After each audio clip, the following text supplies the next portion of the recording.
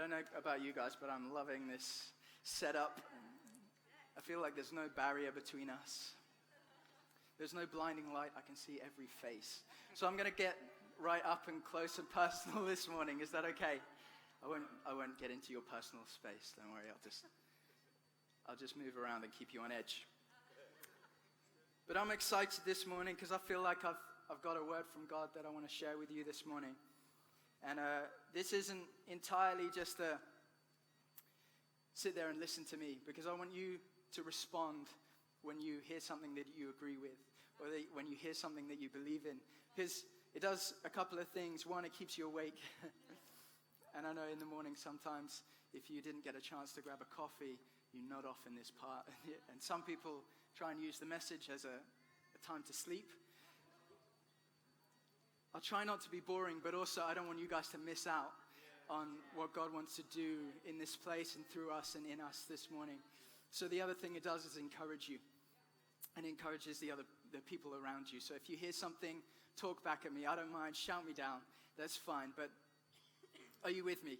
Yeah. Great. Come on. Let's jump right in. Hey, does anyone ever remember being part of a, team at school? Football team, netball team, chess club. My cousin's actually in a chess club, but that's a story for a different time. Well, for me, me at school, football was my thing. I love football. I'd play it whenever I could in the playground, whatever. But I loved playing as a team against other schools, right? That was like the best. And I don't want to brag, but I was one of the best players. Yeah, I know. Everyone shut off already. This guy is full of himself. No, for me, football, it was the thing. And I love playing against other teams. And we used to thrash everyone. We were so good. I'd knock in the goals left, right, and center. And I want to let you in on a little secret. If you want to be a really good team, just play people who are worse than you, right? Never play anyone who is at your standard. Just go for the really rubbish people. And that's what we did, mainly because we were rubbish ourselves. We weren't actually a good team. Like, our school was like 250 students max, like from year 7 to year 9. That's a small school. So, the competition for being in the football team as a boy was just turn up and you'll be in, right? So that's where I was at. But I really wanted to play competitive football. We didn't get the chance to be in a football league or anything like that because we weren't good enough. We would have lost like 50-0 every week. So our teachers spared us from that. But when I moved on from school and went to sixth form, that was one of the things I was excited about. I was excited to play in the sixth form league, to play competitive football that actually mattered, not just kicking around in the playground at lunchtimes. But one thing I didn't really think about was the fact that if you go from a school of 250 people where you turn up and you're in the team, and then you go to a sixth form of almost 2,000 people, the competition for spots is a little bit more fierce, right? So I didn't really think about it that much. So they held trials, right? Whoa, trials. I thought you just turned up and you get to play. No, they held trials. So I went along to the trials and I was like, cool, this will be fine. Did the whole day there. And they did this thing where they send you a letter, put it in your locker or whatever, see if you got accepted into the A team, which was the goal, or the B team, which was, it was okay, goal. C team, yeah, all right, still made the team, so that would be fine too. And the day came when I got my letter and I was really nervous, opened it up, and to my disappointment, I didn't get into the A team. Thank you. I didn't get into the B team. Here's the worst part. I didn't even get into the C team. What is going on? But patronizingly, in my letter, it's like, but if you just, keep coming along to training and we'll see how you go, and maybe you'll qualify, maybe you'll make the cut for the C team and we'll see how it goes. And naively, I was like, oh, sure, sick. So it's not actually no, I'll just keep going and I'll get into the C team. So I keep going to training and keep going to training and keep going to training and keep going to training, and I wasn't making the cut, and I wasn't getting the letter that said I was in the C team or the B team or the A team. And I was getting a little bit discouraged and I was getting a bit down about it. And I started missing training sessions because I was like, what's the point? And I started missing training sessions, and I started missing training until I'd all but stopped going. So imagine my surprise, right? Get this, I'm walking down the corridor past the locker rooms from a class, and I just glance up at the team sheets that they pin on the wall, just hopefully glance up. A team, no, obviously not. B team, no. But hold on a second. Right in the middle of the C team sheet, there's my name. Sam C, in the middle of midfield. Wow, that was my position. Amazing. So nervous and excited. The next day, I went along, my kit on, my boots in hand, headed over to the changing rooms for the pre-match briefing. I was ready to prove myself. I was so excited to be given this chance, and I opened the door, and the room was full, and I was like, oh, maybe I'm late already. I opened the door, and I saw that the only seats available were the ones on the far side of the room, so I opened the door and started to move across. And this next moment, I've been trying to forget for the last 8 years. So it's been painful to bring up, but I pushed open the door, started to head across the room, and the room fell silent. If you walk in a room full of people and it falls silent, run. Get out of there. It's not a good sign. And the room fell silent, and I felt every single eye fixed on me. And I heard these words from the manager. Hey mate, you all right? Can I help you? I was like, oh no. Maybe I've walked into the A team dressing room or the B team dressing room. I was like, oh, is this the C team dressing room? He was like, yeah, can I help? I was like, yeah, my name's on the team sheet. Sam C, that's me, Sam Cousins. I'm playing in midfield today. He was like, sorry man, this is so awkward. This is Sam C. Sam Collins. See, Sam Collins passed the trial, and he's been training with us, so we picked him. I wanted to disappear, and I can feel you guys cringing with me, and I'm cringing again, just remembering it. But here are the words that I heard. Oh, mate, you thought you were good enough to be in this team. You don't actually qualify. You're not good enough. You don't belong here. And I desperately wanted to be in that team. I desperately wanted to prove myself, to be given the opportunity. And what hurt the most is, I was written off before I was even given a chance. I didn't get to prove myself. And maybe you're here today and you haven't experienced such a humiliating public letdown like I have. But maybe you're here today and all you've ever wanted was to qualify, to be endorsed, to be chosen, to be wanted, to be enough. The situations or experiences have made you feel like you're not. Maybe you've been told your whole life that you're not good enough. No, you're not good enough for this team. You didn't qualify for that position. Sorry, you're not the right person for this job, or we're not going to go for you for that promotion. You're not intelligent enough to go for those unis. Why even bother? And maybe you've convinced yourself your whole life that you're just not good enough. No one likes you. You've messed up too many times. You'll never amount to anything. Your dad left you for a reason, because you're not worth it. You're not worth the time or effort. She left you for a reason. Maybe you should just give up on relationships, buddy. Whatever the situation is, I know that I'm speaking to someone here today who doesn't feel like they qualify. You feel like you won't make the cut, and maybe you fear you'll never shake off the labels that you seem to have attached to yourself. And maybe as I've been talking, a particular situation has jumped into your mind, right? And maybe you're embarrassed because you feel like it's too small to feel this way about. It's too small of a situation. But you know that you've been affected by it. It's knocked your confidence. You've lost your motivation or your direction. And maybe it's an accumulation of small instances keep you beaten down. Or maybe it just took one significant moment for your whole world to come crashing down. And now your confidence is crushed and your self-belief is shattered. And I don't know, maybe I'm not even talking to you this morning, but as I've been saying these things, someone springs to your mind. Maybe it's that friend or that family member who's struggling in this exact situation. You know, whether I'm speaking to you this morning or I'm speaking to your friend or your family member, either you've been told your whole life or you've been telling yourself. You've been convincing yourself that you don't think that you're good enough. You've written yourself off. Maybe the case is that you have fallen short and you've made mistakes and now you don't think that anyone would ever believe in you again. But I've got good news for you today. I'm here to tell you that God looks at people differently from the way that people look at you.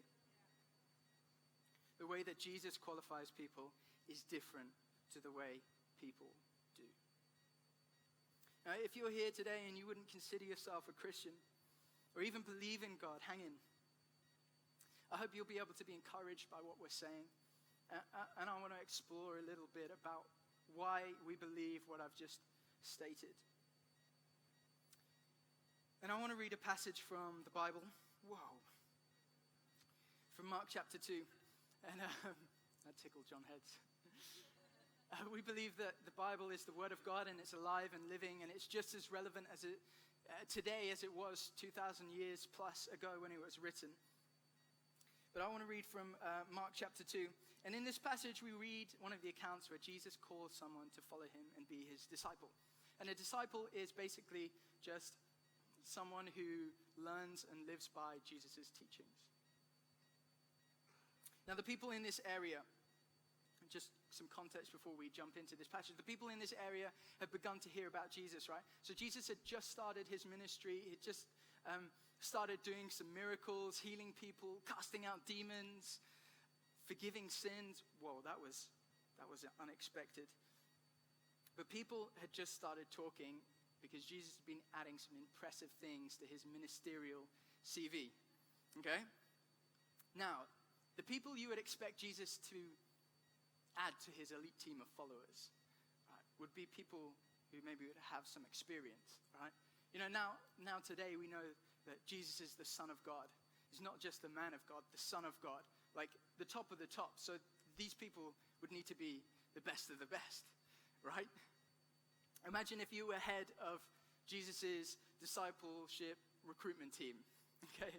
What would be some of the requirements that you would list for potential candidates? You know, definitely no criminal record, no hint of immoral activity, an upstanding citizen, maybe someone religious, right? Because it's a ministry job in the church.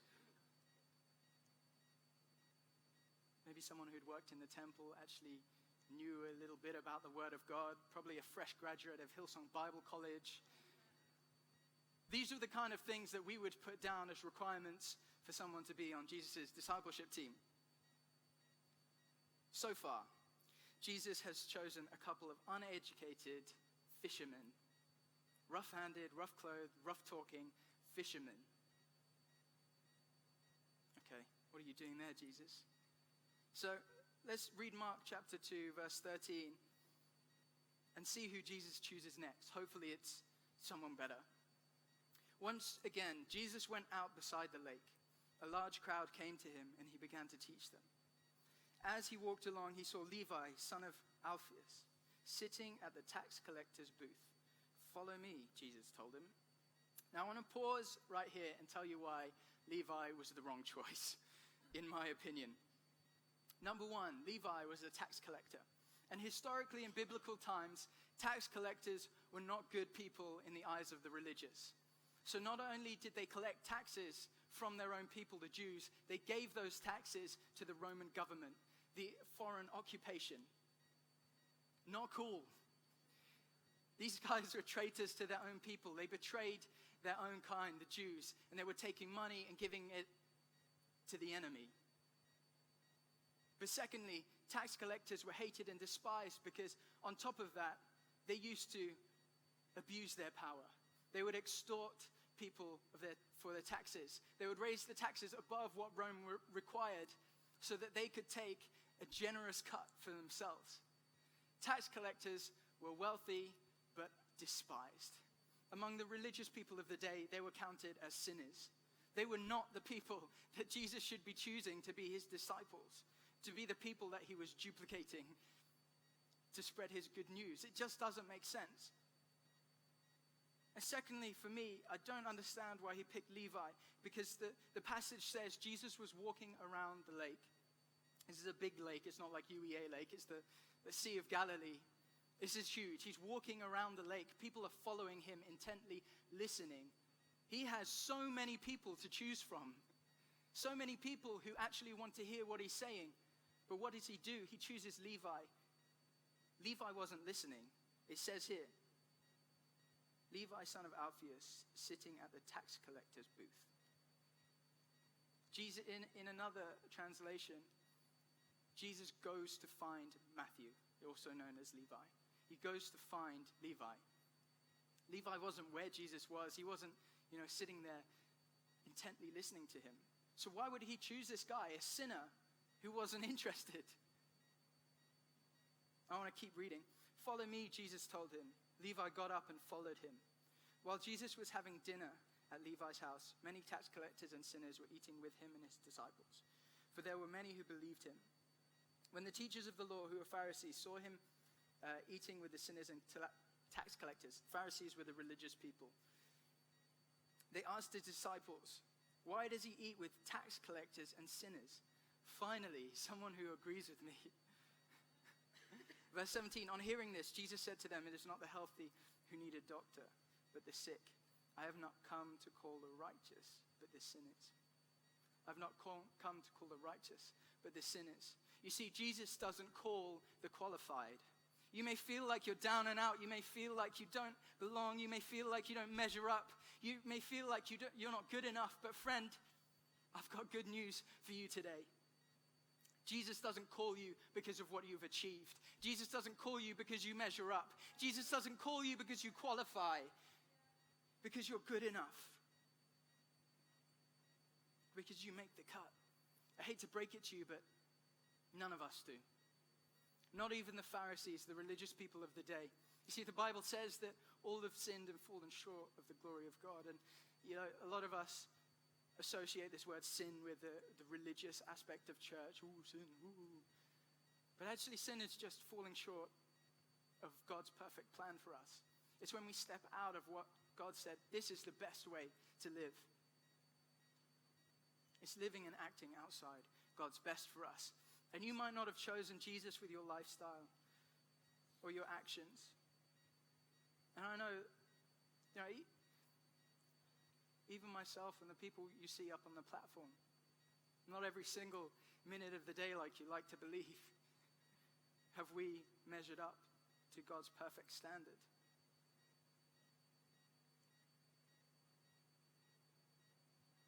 We might not have been the ones who are following Jesus around the lake, listening intently. In fact, we might have been like Levi, sat behind a tax collector's desk, of our own mistakes, our own past decisions, not even considering the fact that Jesus would choose us. But Jesus chose us regardless. And Levi definitely wasn't the bookie's favorite to be selected for Jesus' disciples' A team, or the B team, or the C team. He was a tax collector. He was probably corrupt. He probably cheated people out of their money, abusing his power. But if Jesus was choosing followers who measured up to the religious requirements of the day, Levi would not qualify. But Jesus doesn't call the qualified. He qualifies the called. Romans 8, verse 10, in the Passion Translation, it says, "Now Christ lives his life in you. And even though your body may be dead because of the effects of sin, his life-giving spirit imparts life to you because you are fully accepted by God." And I love this. It goes on to say in verse 17, "And since we are his true children, we qualify." Since we are his true children, we qualify to share in all his treasures, for indeed we are heirs of God himself. I don't know if you just heard what I was saying, but we qualify. Jesus doesn't call the qualified, he qualifies the called. Why? Because we are children of God. God fully accepts us. Jesus doesn't overlook those who others have written off. And this is shown a number of times throughout the Bible, throughout the New Testament, when Jesus picks out people that others have overlooked. Sinners, the disregarded, the guys who don't qualify, people like you and me. Jesus qualifies you when he calls you. In John 15:16 in the Passion Translation, it says, "You did not choose me, but I have chosen you, and I've commissioned you to go into the world to bear fruit." Jesus didn't come to pick out the best of the best, the most worthy, the most qualified. Jesus wasn't looking for the finished product. He was looking for someone who would answer his call. Why? So he can show you how to live out the incredible purpose and plan he has set out for you. The name of my message today is Jesus is Calling. Jesus is Calling, and it's a continuation of our Jesus is series. And I wanted to say, Jesus is calling, but he's just looking for someone to answer the call. And that's exactly what Levi did. He decided to follow Jesus and step into the purpose that Jesus has set out for him.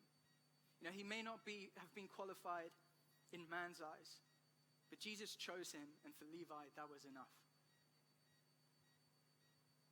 The first thing that we have to do is to answer his call. We don't have to pass a test or jump through any hoops or memorize the whole Bible. We just need to be obedient to the call of Jesus. But for a lot of us, doing that is a lot harder than it sounds, right? You know, thinking of Levi's situation, if I was in his shoes, I don't think I would have been as quick to leave everything and follow a man I had never met at the drop of a hat, right? Imagine you're in your office or in your classroom, whatever it is, and a stranger walks in, followed by a big crowd of people, and says, "Scott, follow me." No, scrap that. If we read, he didn't even say Levi's name. He just goes, "Follow me." Hands up who would just be like, "Yeah, right." None of us, right? In fact, like we've been told since we were children, you don't just follow strangers. This was a weird situation, but for Levi, that was enough. In that short encounter with Jesus, the Son of God, everything changed for him. Levi was compelled to follow Jesus, to leave behind his comfortable life, making loads of money, sitting behind his tax collector's desk. A moment with Jesus, follow me, changed everything. Because all it takes is an encounter with Jesus to compel us to follow his call. And you know, we know more about Jesus now than Levi did when Jesus said, "Follow me." We've got a whole book about him.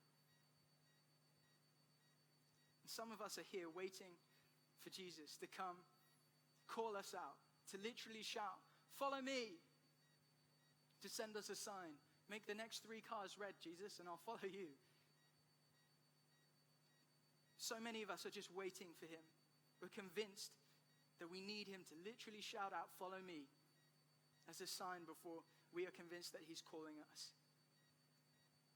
But we don't need a time machine. We don't need a sign to encounter Jesus. All we need is to pick up our Bible, read through the Old Testament, read about the character of God, read about the character of Jesus, read about his love, how he qualifies you, how he's called you, how he's put purpose on your life, and you will encounter Jesus in a way that compels you to follow his call. The problem is, so many of us, we've already decided that we don't qualify for a calling, so we deny ourselves an encounter with Jesus. We've already decided that we don't qualify for his calling, so we deny ourselves an encounter with Jesus. We put up excuses.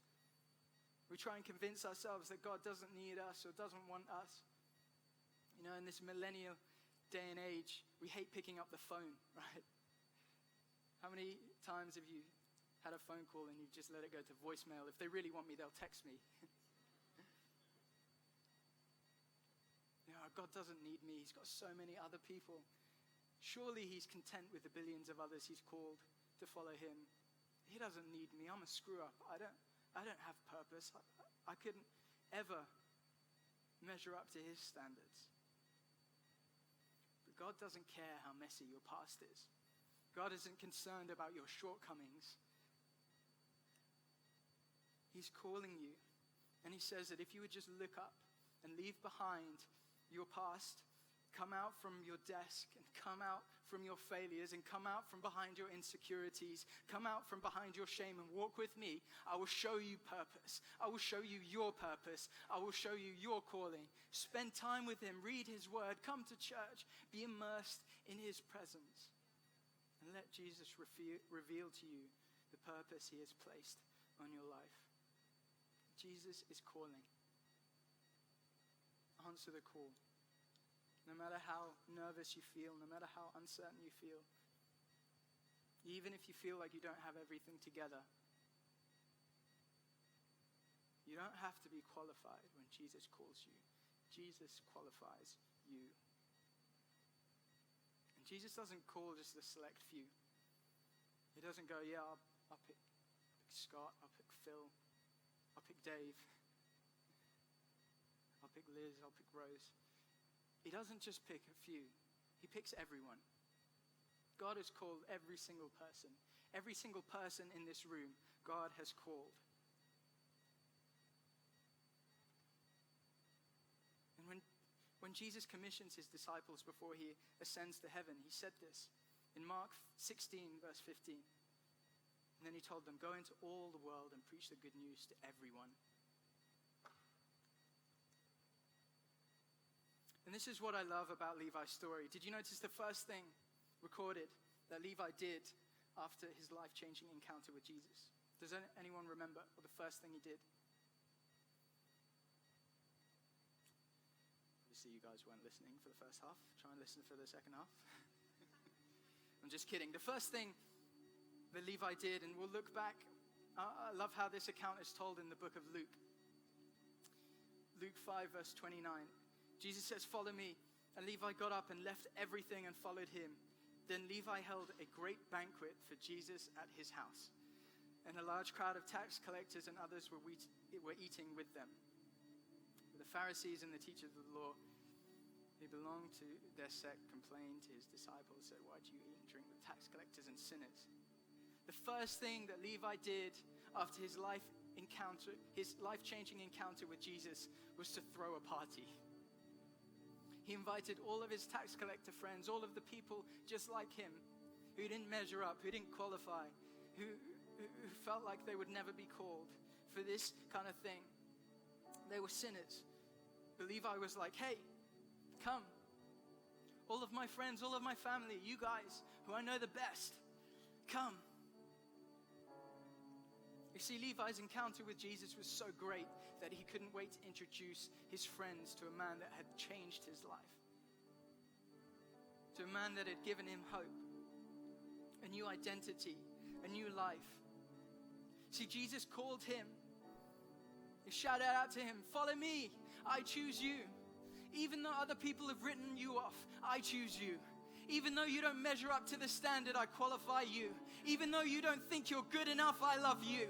Even though other people have given up on you, I believe in you. Even though you don't think you're enough, with me, you are enough. Levi knew that if Jesus could call him, if Jesus could choose him, a sinner, a tax collector, someone who didn't measure up, someone who wasn't enough, someone who did not qualify, Levi knew that he could choose anyone and he could choose everyone. So in this place, if you believe that this morning, would you give Jesus a shout of praise? Because Jesus chooses you, Jesus calls you, Jesus qualifies you, and it doesn't matter what you think. Jesus thinks that you are special. Jesus thinks that you are his child. He has called you and he has qualified you. Levi knew that the invitation was for everyone. He just had to find a way to get them to meet Jesus. He just had to get them to encounter the same Jesus that he encountered. Now that we have encountered Jesus, we need to help our friends, our family, to encounter Jesus as well. And interestingly, you might be here thinking, oh, here you guys, invite people to church, bring them along to church, invite them. The first thing Levi did wasn't to invite them to church. He didn't go, have this life-changing encounter with Jesus and go up to his mates and be like, all right, guys, I've met this guy called Jesus. You might know, you haven't heard of it. Yeah, well, he's super cool. He changed my life. I quit my job. You guys should come to the temple and hear him speak. No, you're good, mate. Oh, sorry, I'm busy that day. Instead, Levi threw a banquet. He threw a party. He created an environment where people would feel comfortable, where people could eat together, drink together, laugh together, where people could encounter Jesus, where they could meet other people, Jesus' disciples, whose lives would also be transformed by the call of Jesus in an informal but accepting environment. And I don't know if you guys know, but we're throwing a party here tonight at the space. It's an informal environment with food, drinks, where people can come and encounter Jesus. And it's going to be fun and not weird.